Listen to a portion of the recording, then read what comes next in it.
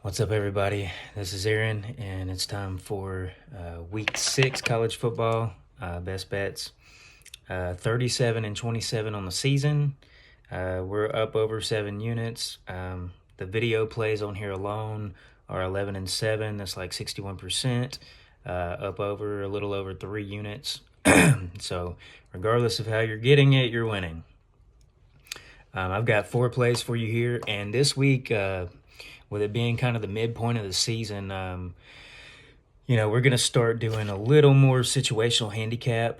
Not so much, information from the preseason. A lot of this numbers and whatnot from the preseason, from the early season, we're not using a lot of that anymore. So especially for this week, I've got 4 for you, and pretty much all of them are situational plays. So play number 1, South Carolina, plus 9.5 at home to Ole Miss. So let's say there's like one book that has a 9.5. So we'll grade this at plus 9, just because that is the widely available at the time of this video number.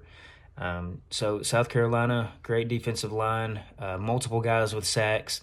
They got a freshman phenom with 2.5 sacks. Another guy's got 5.5. Double-digit sacks already. So Lenore Sellers is back at quarterback.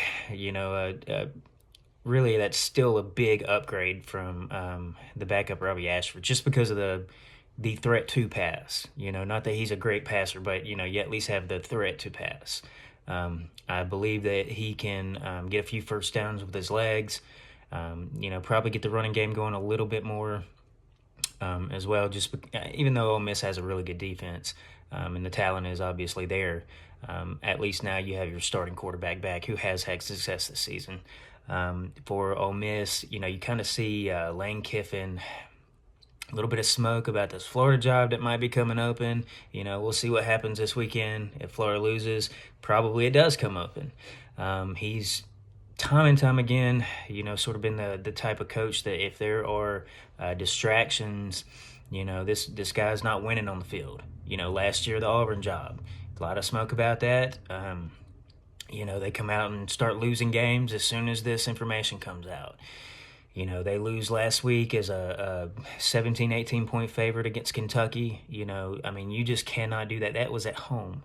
I don't care how good Jackson Dart is, how good, the running backs are, the receivers, they spend all this money on all these players. I don't care about any of that. If you're not producing on the field and you're allowing, non-football things, to get in the way, you're just not going to win. Last week he's talking about Hugh Freeze, in a negative light. Let's focus on winning some football games, all right? So let's take South Carolina plus the 9. Maybe they're live to win. Think they lose, but let's stay within double digits. The second game is going to be Alabama minus 22.5 at Vanderbilt. So, handicapping 101 is going to tell you Vanderbilt at home. Think they had a bye week. I can't remember right off. Either way, Alabama's off like the game of the year win, against the top team and whatnot. Got up to a big lead, almost let them come back and win. So handicapping 101 right here would tell you, you want to play Vanderbilt. The line has moved down from 24 to reflect that. However, Alabama is the kind of offense under DeBoer, they're going to be aggressive at all times. They put up an extra touchdown against Wisconsin right before the half. They didn't have to do that. They were going to win the game anyway. They already had a lead, and they're playing aggressive, scoring before the half. You've already seen what this offense can do. Guys like Ryan Williams, Milroe, he's dashing all over the field for gains. So I do think that even though this is sort of a Vanderbilt spot play, I think that just the explosiveness of this offense, and, even if they do come out flat, it's still kind of hard to be that flat when you're capable of 50, 60, 70-yard plays at any point in time. So let's take Alabama minus 22.5. Play number 3, we're going to go with Marshall. Minus 3, I think, is still the best number. Let's check it and make sure. I know there was like a 2.5 at some point. Right now, we've got widely available. It's 3 across the board. There's a 3.5 maybe popping up. So let's go -3 with Marshall. So basically, this is another spot play where Marshall's got a home game, and Appalachian State, they're going on the road. Probably not going to be super focused. It's kind of hard to be after like the hurricane hit. They had their last game canceled, so you kind of had like a bye week you didn't expect. You're expecting to play, and then the game gets canceled. And that, I mean, it's just really hard. Like, there's a lot more going on than football right now. In those areas.